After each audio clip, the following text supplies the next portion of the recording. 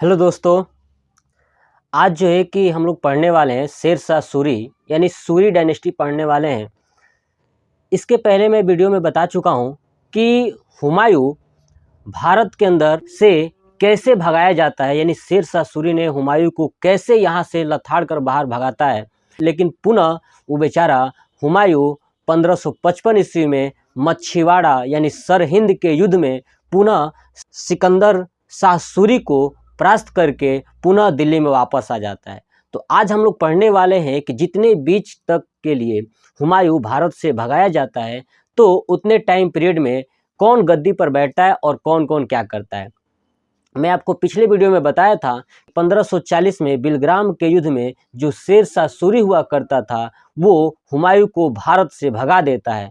लेकिन हुमायूं 1540 के बाद टोटल 15 साल भारत से बाहर रहता है। फिर आता है 1555 ईस्वी में मछीवाड़ा यानी सरहिंद के युद्ध में शेर शाह सूरी का पुत्र होता है उस टाइम गद्दी पर दिल्ली के, जिसका नाम होता है सिकंदर शाह सूरी। उसे हरा देता है और खुद गद्दी पर बैठ जाता है।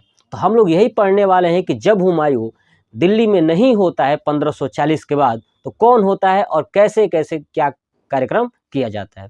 चलिए, आज जो हम लोग पढ़ने वाले हैं वो है शेर शाह सूरी।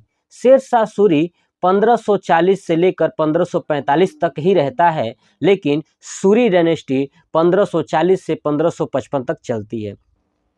तो हम लोग पढ़ने वाले हैं कि शेर शाह सूरी, आपको बता दूं कि शेर शाह सूरी का बचपन का नाम जो है कि फरीद खान हुआ करता था, यानी फरीद खां, ठीक है। और इनके पिता का नाम हसन खां हुआ करता था। शेर शाह सूरी का बचपन ज़्यादातर जौनपुर वाले एरिया में बीता हुआ है, यानी जौनपुर, उत्तर प्रदेश का जो जौनपुर जिला है वहाँ पर बीता हुआ था। और लेकिन इनके पिताजी जो हसन खां थे वो पश्चिम बिहार के एक शासक हुआ करते थे जिनका नाम था बहार खां लोहानी। बहार खां लोहानी के यहाँ काम किया करते थे। होता क्या है कि धीरे धीरे ये अपने पुत्र को भी पश्चिम बिहार लेके जाते हैं, यानी फरीद खां को भी बिहार लेकर जाते हैं और वहाँ पे बहार खां लोहानी के नेतृत्व में काम करना सिखाते हैं। तो बहार खां लोहानी क्या करता है कि एक बार फरीद खां को अपने साथ शिकार पर लेके जाता है।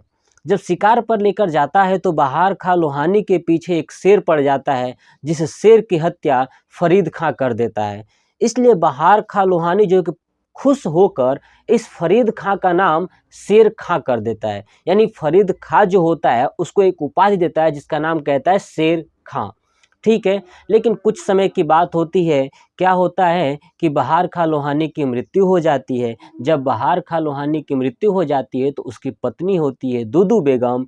ये सोचता है क्यों न मैं उसकी पत्नी से विवाह कर लूं ताकि ये पूरा पश्चिम बिहार हमारा हो जाएगा, और बिल्कुल वैसे ही करता है। उसकी पत्नी यानी बहार खां लोहानी की पत्नी दुदू बेगम से निकाह कर लेता है, जिसके कारण पूरा पश्चिम बिहार इसका हो जाता है। जब पूरा पश्चिम बिहार इसका हो जाता है तो पश्चिम बिहार से होते हुए पूरा कब्जा कर लेता है। उसके बाद जब 1540 ईस्वी में जब बिलग्राम के युद्ध में हुमायूं को भारत से भगा देता है तो ये चला जाता है दिल्ली में। जब दिल्ली में जाता है तो दिल्ली में जाने के बाद दिल्ली की गद्दी संभाल तो लेता है, और ये अपने कार्यकाल में करता क्या है कि पाकिस्तान में रोहतासगढ़ का किला बनवाता है। पाकिस्तान के अंदर रोहतासगढ़ में एक किला बनवाता है।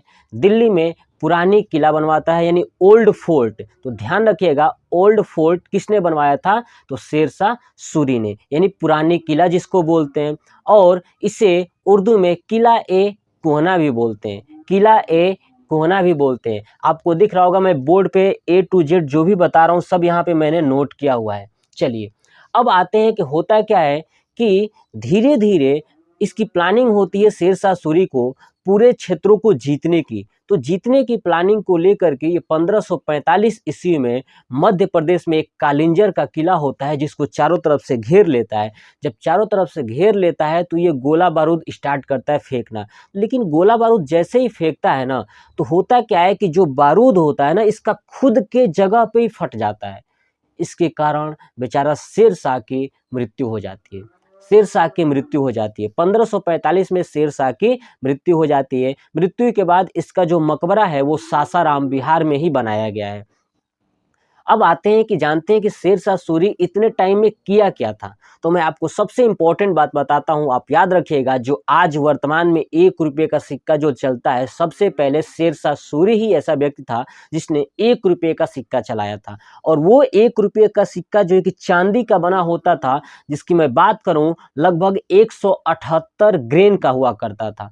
1 रुपये का सिक्का 178 ग्रेन का हुआ करता था, जबकि बता दूं कि 1 ग्रेन बराबर होता है 0.6 ग्राम। यानी इतने चांदी का सिक्का 1 रुपये का चलाया और तांबे का दाम चलाया था। तो आप याद रखिएगा कि 1 रुपये का सिक्का किसने चलाया था? शेरशाह सूरी। चांदी का दाम किसने चलवाया था? शेरशाह सूरी। 1545 में कलिंजर के किला पर हमला करते हुए किसकी मृत्यु हो गई थी? तो शेरशाह सूरी। शेरशाह सूरी के पिता का नाम क्या था? तो हसन खां। शेरशाह का बचपन का नाम क्या था? फरीद खां। शेरशाह किसकी पत्नी से विवाह कर लिया था? तो बहार खां लोहानी। बहार खां लोहानी कहाँ के शासक थे? तो पश्चिमी बिहार के। इतनी सारी डिटेल्स आपको याद रखना है। शेरशाह सूरी ने एक और बहुत ही अच्छा कार्य किया था, जिसको हम आज जानते हैं जीटी रोड। जीटी रोड यानी ग्रांड ट्रंक रोड। तो आप याद रखिएगा, ग्रांड ट्रंक रोड का निर्माण भी शेरशाह सूरी ने करवाया था, जो कि बंगाल से लेकर के पाकिस्तान तक फैला हुआ था। बंगाल के सोनार गांव, बंगाल में एक सोनार गांव है, वहां से लेकर के पाकिस्तान के पुरुषपुर तक फैला हुआ था ये पूरा जीटी रोड। इतनी लंबी सड़क बनवाने वाला पहला ये शासक है शेरशाह सूरी। यानी ये 5 साल में जितना बेहतर काम किया ना, मुझे लगता है कि शायद कोई शासक आए और इतना बेहतर काम करे। ये मुझे बहुत अच्छा लगता है कि शेरशाह सूरी ने इतना बेहतर कार्य किया। ठीक है, तो चलिए, जो जीटी रोड बनवाया था, सड़क ए आजम भी उसको कहते हैं, ध्यान रखिएगा। जो जीटी रोड बनवाया था, ठीक है, जीटी रोड, उसको क्या बोलते हैं? सड़क ए आजम या उत्तरापथ या शाह ए आजम या बादशाही सड़क या द लॉन्ग वॉल्क। यानी 5 नाम आपको याद रखना है। कौन कौन? तो सड़क ए आजम, उत्तरापथ, शाह ए आजम, बादशाही सड़क, द लॉन्ग वॉल्क रोड। आपको 5 नाम याद रखना है, क्योंकि जीटी रोड का 5 नाम से जाना जाता है। ठीक है, एक बार फिर से बोलता हूं, ध्यान सुनिए। पहला सड़क ए आजम, उत्तरापथ, बादशाही सड़क, ठीक है, द लॉन्ग वॉल्क और शाह ए आजम। ठीक है, इतनी सारी चीजें आपको बिल्कुल याद रखनी है। दूसरी चीज आती क्या है कि शेरशाह के कार्यकाल में ही मलिक मोहम्मद जायसी जो कवि हुआ करते थे, आपको सबसे इंपॉर्टेंट बात याद रखना है कि मलिक मोहम्मद जायसी किसके शासनकाल में कवि हुआ करते थे? तो वो है शेरशाह सूरी, जिन्होंने एक अच्छी पुस्तक लिखी थी जिसका नाम है पद्मावत। आपने पद्मावत मूवी देखा भी होगा, उसमें कहानी जो बताई जाती है, ठीक है, पद्मावत मूवी में, ठीक है, किसकी कहानी बताई जाती है? तो आपने देखा होगा खिलजी डायनेस्टी यानी अलाउद्दीन खिलजी की कहानी बताई जाती है। ठीक है, और चित्तौड़ के राजा की कहानी बताई जाती है। ठीक है, वही पद्मावत जो पुस्तक है वो लिखे थे मलिक मोहम्मद जायसी। पद्मावत, अखरावट, बारहमासा, देखिए बारहमासा और आखिरी कलाम। ठीक है ना, आखिरी कलाम। ठीक है, यानी ये 4 टाइप्स की पुस्तकें लिखी गई थी। कौन कौन? तो आपको फिर से बताता हूं, ध्यान रखिएगा। पद्मावत, आखिरी कलाम, ठीक है, बारहमासा और एक अखरावट। ये सारी इतनी सूर्य वंश के कार्यकाल में हुआ था। फिर होता क्या है कि धीरे धीरे अब इनका कार्य खत्म हो जाता है 1545 के बाद। तो इनके पुत्र आते हैं जिनका नाम होता है सिकंदर शाह सूरी।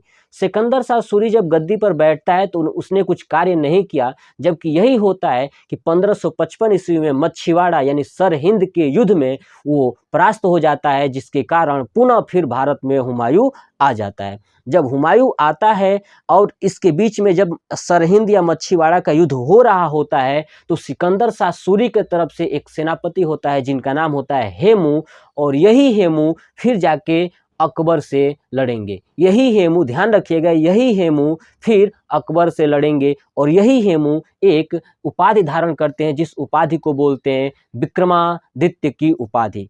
तो ये आपको पूरा शेरशाह सूरी से रिलेटेड जानकारियाँ कैसी लगी, प्लीज़ कमेंट बॉक्स में कमेंट करके अपनी राय और सलाह जरूर दीजिएगा। जय हिंद, जय भारत, वंदे मातरम।